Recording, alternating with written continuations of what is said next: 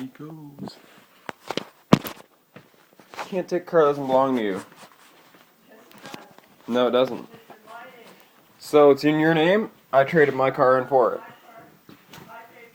Yeah, and I pay all the maintenance and the gas and everything. Yeah, it's mine.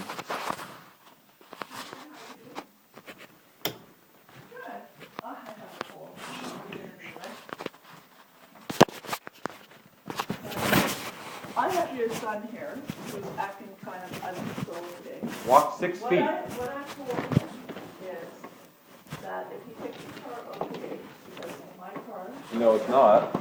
I will be calling the police on him, so, and I will not get anything else, and we can bail him out, but I will call the police. If he takes my car, I will drive it, it's not his, and I am canceling his insurance. Yeah, it's not my car. Wow. He does not want to follow any household rules. He wants. I got a toothbrush. So, and he doesn't want to sit on another conversation. I walked and got a toothbrush. I cannot do this. He lied about it. Oh, fuck. I mean, and he swear up and so on. So, I want you to know that I am calling the police on him if he takes the car out of his driveway. Okay? Did you want to talk to him? Sure. Okay? Here we go. Okay, yeah. I'd love to. He's rational. No, I'm Hello? rational, Michael. Okay, I can talk to somebody rational now. Okay. So, I walked 6 feet to get a toothbrush to do my teeth. And apparently the world just turned around. That's because you got up and walked away and wouldn't come back. To have a conversation. Don't lie, Michael. What do you mean I didn't come back? I was literally back in 6 seconds. I timed it. No, Michael. Do not take the car out. The car that I own and I traded mine in for, and I just put $100 of gas in yesterday for. Really? You don't own that. The one that I just paid insurance for not even 4 weeks ago. No. Really? You are not allowed to touch that car. The car that I The own. car I am taking the insurance off today. Okay, so what do you think about this? The one that I just paid insurance and gas on maintenance. Apparently she owns that car. Yeah, because I traded my actual expensive car in for it, so... Yes, but I also have the trade-in papers for it. You know what, Michael? Tell your dad who is on the ownership. Tell your dad who is on the ownership. Just see what it's like to be a doctor.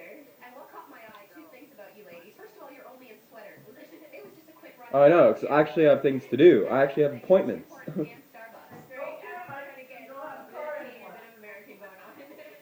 I know. I don't have a choice, so, like, I have to go.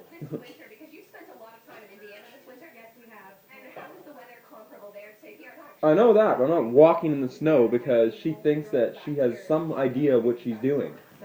I never did anything this morning. I walked downstairs and had a reasonable conversation. I walked upstairs to get a toothbrush and come back down so I can get ready. I was gone 6 seconds, and then apparently all the world turned. Excuse me, let me talk. Let me talk. No, you weren't coming back. Whatever. No, but that's just ridiculous. I got a toothbrush. Then all of a sudden the world changes and she wants to move in an apartment so I can be hell and all that, and I can be terrorist and all that. So. All over a toothbrush. No, Michael, it's not over a toothbrush.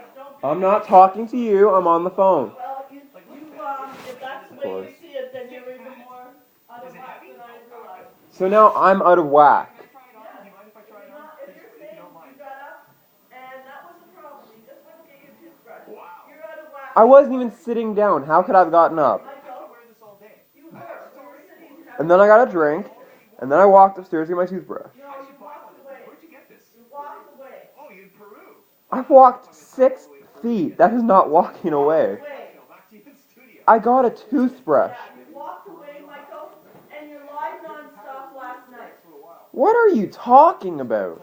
Oh my god, I didn't even see her last night. I don't understand how I can lie to her last night if I wasn't even here. Not true, Michael.